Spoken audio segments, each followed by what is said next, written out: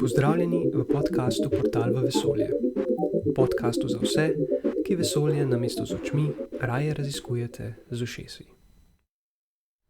Živjo.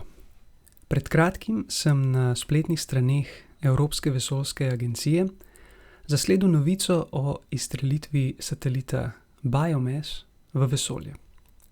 Satelit se bo vsaj 5 let gibal okrog Zemlje na višini okrog 660 km. Namesto v vesolje bodo njegovi instrumenti usmerjeni proti našemu planetu. Kot je razvidno že z imena, bo satelit meril biomaso na planetu. Torej, kje na Zemlji so gozdovi in koliko lesa je v njih. Zakaj nas to zanima? Ker so gozdovi pomemben člen v kroženju ogljikovega dioksida v naravi. V drevesih je shranjenega ogromno ogljikovega dioksida, kar je super, saj vemo, da je ogljikov dioksid v atmosferi eden izmed glavnih toplogrednih plinov. A s pretirano sečnjo gozdov in velikimi požari ta ogljikov dioksid pride nazaj v atmosfero, kar je manj super. Znanstveniki, ki raziskujejo podnebne spremembe, morajo torej imeti čim bolj točne informacije o količini in razporeditvi biomase na planetu, če želijo slediti ogljikovemu dioksidu in če naj bodo njihovi modeli podnebja točni. In čeprav že imajo precej podatkov o biomasi, ti še niso dovolj dobri. In zato je tukaj novi satelit Biomass. Znanstvenih satelitov, ki namesto v vesolje svoj pogled usmerjajo proti Zemlji, je veliko. In zato smo v zadnjih desetletjih naš planet spoznali bolje kot še kadarkoli prej. Pa naj gre za rastlinje, plankton, vremenske pojave, oblake, migracije kitov ali pa raznorazne človeške aktivnosti.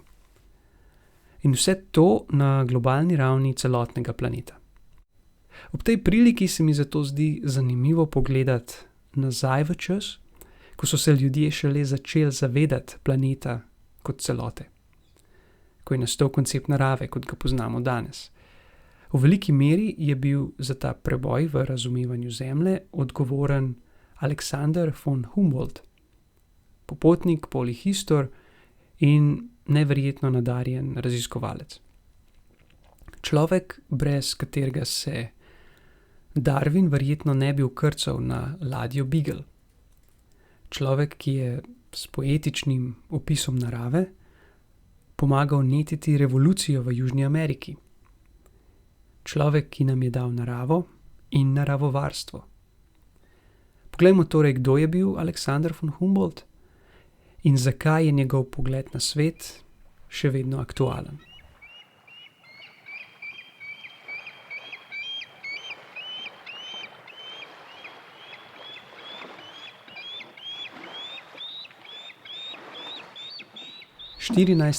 Septembra 1869 je svet praznoval 100-letnico rojstva velikega naravoslovca Alexandra von Humboldta. Zabave so se vrstile v Evropi, Afriki, Avstraliji in v obeh Amerikah. V New Yorku se je 25,000 ljudi zbralo v Centralnem parku in poslušalo vnete govore, medtem ko so odkrili Humboldtov doprsni kip. V Moskvi je bil oklican za Shakespearea znanosti, v Aleksandriji v Egiptu so njemu v čast priredili veličasten ognjemet. Pravijo, da takrat v Združenih državah, kjer je bil še posebej popularen, ni bilo učenca, ki ne bi poznal Humboldta in njegovega dela. Humboldt se je torej rodil leta 1769 v Prusiji. Rodil se je v bogato družino, imel je 2 leti starejšega brata Wilhelma in oba dva sta bila deležna izredno dobre izobrazbe. Medtem ko sta Wilhelma zanimala predvsem filozofija in jeziki, večino življenja je deloval kot diplomat, je mlajšega Aleksandra bolj potegnilo naravoslovje. Vse, s čimer je prišel v stik, je radovedno opazoval in popisoval. Denarja mu torej ni manjkalo, nekoliko pred 30 letom je odšel na 5-letno potovanje po Južni Ameriki. Na potovanju je zapravil večino denarja, prijatelji so znali povedati, da je bila ekonomija edina znanost, ki je Humboldt ni obvladal. No, zapravil je premoženje, v zameno pa je dobil nesmrtnost. Na potovanju se mu je namreč skristalizirala marsikatera izmed misli, s katerimi je kasneje zaslovel. V Južno Ameriko ga je spremljal francoski prijatelj Bonpland. Na področju današnje Venezuele sta se prebijala skozi džunglo, prečkala širne stepe in preplezala številne vulkane. Ves čas sta zbirala vzorce in si delala zapiske. Vrhunec potovanja in verjetno vrhunec Humboldtovega raziskovalnega življenja je bil vzpon na Chimborazo, vulkan, ki se vzpenja 6263 metrov nad morsko gladino. Takrat je veljalo prepričanje, da je Chimborazo najvišja gora na svetu. Humboldt s svojimi spremljevalci sicer ni dosegel vrha, ustavili so se tik pod vrhom, ampak vseeno dosegli zavidljivo višino. Bolj pomembno, med vzponom je opazil, kako se rastje spreminja. Vzpon je bil po njegovih besedah botanično popotovanje od ekvatorja k polu. Rastje se je spreminjalo z višino. Obenem je bilo veliko rastlin, podobnih rastlinam, ki jih je videl na svojih potovanjih po Alpah ali pa na Tenerifu. To je eden izmed otokov Kanarskih otočij. Ugotovil je, da na svetu obstajajo pasovi vegetacije. Humboldt je rastje povezal z geografijo in to je bilo v času, ko so se ostali raziskovalci ukvarjali predvsem s taksonomijo, to je klasifikacijo rastlin. Humboldt je videl širšo sliko. Pred vrnitvijo domov se je Humboldt ustavil še na Kubi, nekaj časa potoval po Mehiki in se za več tednov ustavil v Združenih državah. Preden povem nekaj več o njegovem opusu, naj omenim še njegovo drugo večje potovanje. Leta 1829 je takrat že 60-letni Humboldt potoval po Rusiji, prek Urala vse do gorovja Altaj. Kljub letom je bil še vedno v formi, njegovi spremljevalci ga niso mogli dohajati, še posebno ne, ko ga je nekaj začel zelo zanimati. Zanimalo pa ga je praktično vse. Naloga vsakega raziskovalca je seveda, da svoje ideje širi med drugimi raziskovalci in nič manj pomembno med vsemi zainteresiranimi ljudmi. Humboldt je bil tukaj klasa zase. Celo življenje je predano pisal pisma. V drugem delu življenja, ko je bil že slaven, je na leto prejel od 3 do 5 tisoč pisem, napisal je pa okrog 2000 pisem. S tem je seveda širil svoje ideje, širil je krog ljudi, s katerimi je sodeloval, obenem je pa širil znanje. Dosegel je tudi splošno populacijo in to predvsem s svojim jezikom. Svoj bogat jezik je brusil med številnimi obiski pri prijatelju Goetheju. Ja, tistem Goetheju, ki ga poznate po romanu Trpljenje mladega Wertherja. No, v tistih časih izraz komunikacija znanosti še ni obstajal, a Humboldt je bil povsem naraven komunikator znanosti. Poleg dostopnega besedila se v svoje tekste, v nasprotju z drugimi raziskovalci tistega časa, ni bal vključevati svojih občutij, s čimer je ideje dodatno približal ljudem.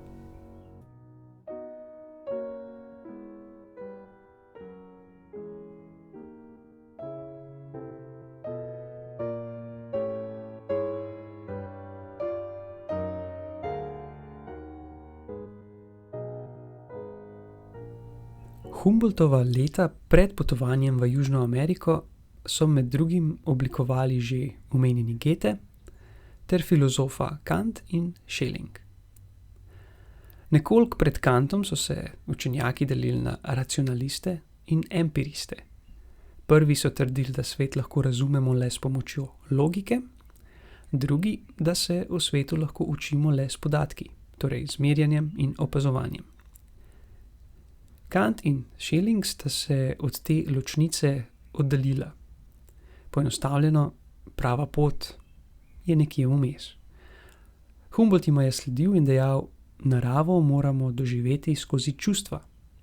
To je, eksperimenti in meritve nas ne pripeljejo do končnega spoznanja, za pravo razumevanje vseeno potrebujemo tudi domišljijo. Ni čudno, da se je govoril, da je Humboldt na svet gledal skozi Goethejeve oči, torej skozi oči pesnika. To ne pomeni, da Humboldt ni delal meritev. Z meritvami je bil obseden.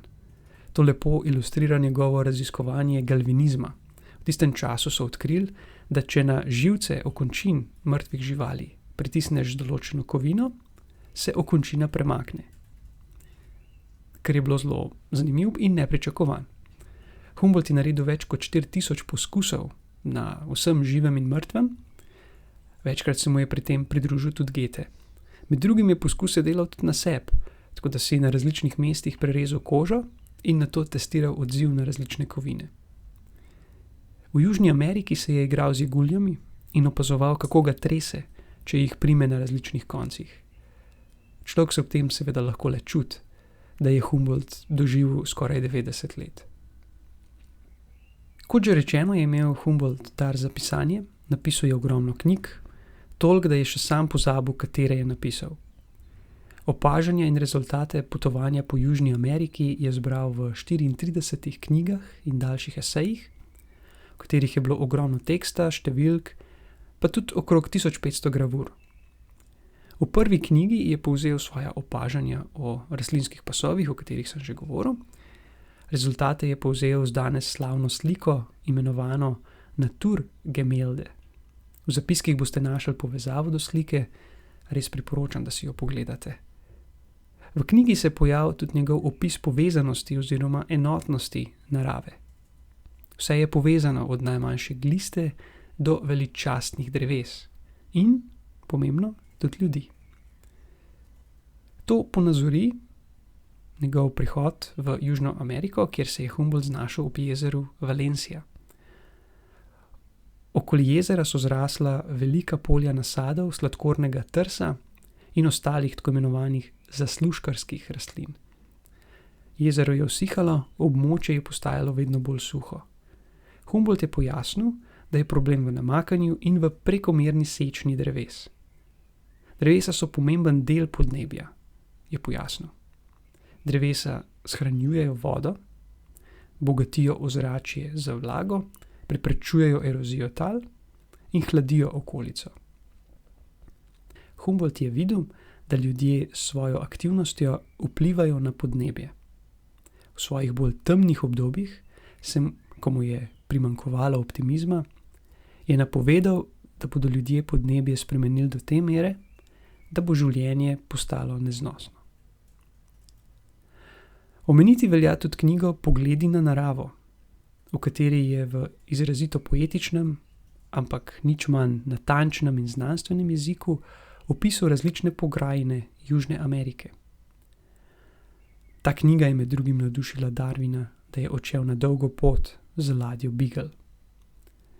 V nekaterih drugih delih se je poleg narave dotaknil tudi politike.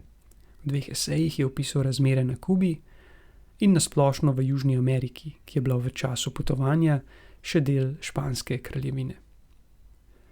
Humboldt je imel močan socialen čut, ni prenašal suženjstva, glasno je kritiziral obnašanje Špancev v Južni Ameriki, v nasprotju z nekaterimi drugimi evropskimi naravoslovci, ki so novi svet, čeprav v Humboldtovem času ni bil več tako nov, prezirali, je Humboldt z bolj objektivnimi očmi Evropejcem nalil čistega vina. Avtohtoni prebivalci zanj niso bili nič bolj divjaški od Evropejcev, nasploh ga je navdušilo njihovo poznavanje narave. In narava sama, je trdil, je bila veliko bolj pestra kot pa evropejska. No, omeniti je potrebno še njegovo monumentalno delo Kozmos, ki je obsegalo 5 knjig, prva je izšla leta 1845, zadnja pa 3 leta po njegovi smrti. Še posebej pomembni sta bili prvi dve. V knjigah je popisal vse dotedanje znanje, od botanike do astronomije, od naravoslovja do družboslovja.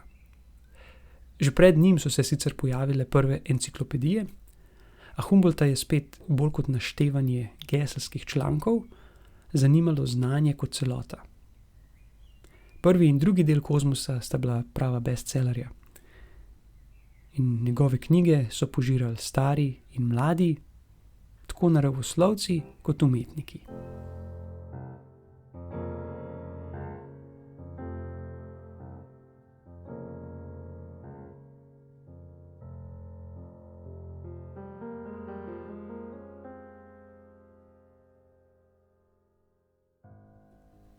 Še vedno se učimo o planetu Zemlja. Še vedno ni jasno, kako se spremeni ekosistem, če v njem spremenimo eno komponento. Ali pa kako so ekosistemi povezani med seboj in z ozračjem. Da ne omenjamo geološke komponente, torej izbruhe vulkanov ali pa potresov. Pomemben razlog, zakaj danes tako intenzivno opazujemo Zemljo, je povezan s podnebnimi spremembami. Želimo spremljati napredovanje podnebnih sprememb, s temi podatki narediti napovedi ter na podlagi ugotovitev planirati ukrepe. Humboldt nam tu pomaga na dva načina. Znanstveniki so pred nekaj leti sledili Humboldtu na vulkan Chimborazo in pogledali, kje so rastline, ki jih je on sam popisal. Izkazalo se je, da so se rastline premaknile za več 100 metrov.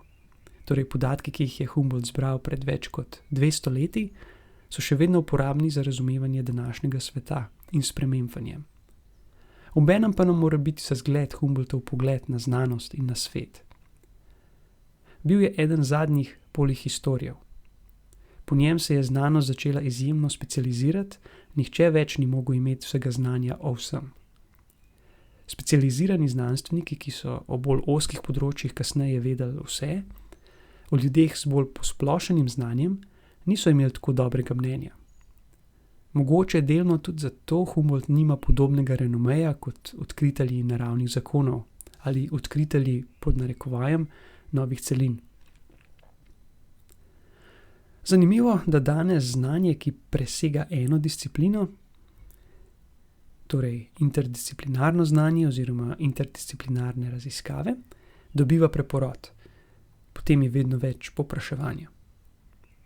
Še ena Humboldtova lastnost, ki ga postavlja ob bok današnjih znanstvenikov, je njegovo zagovarjanje odprte znanosti. Podatki morajo biti na voljo vsem. Zato je tudi napisal vse te knjige, zato je tako rad pisal pisma kolegom raziskovalcem iz vsega sveta. Če bi bil Humboldt danes živ, se ne bi mogel načuditi bogastvu podatkov, ki jih imamo v Zemlji. Verjetno bi bil pa tudi razočaran, da kljub vsemu znanju, ki ga premoremo, ne naredimo dovolj, da bi zavarovali biotsko raznovrstnost in preprečili neugodne podnebne spremembe. Njegov pogled na naravo je pa pomemben tudi za vsakogar med nami. Ko boste naslednjič hodili po gozdu ali pa travniku, se zato spomnite na Humboldta in naravo z veliko začetnico. In kaj lahko se zgodi, da boste na svet okrog vas začeli gledati na nov, svež način.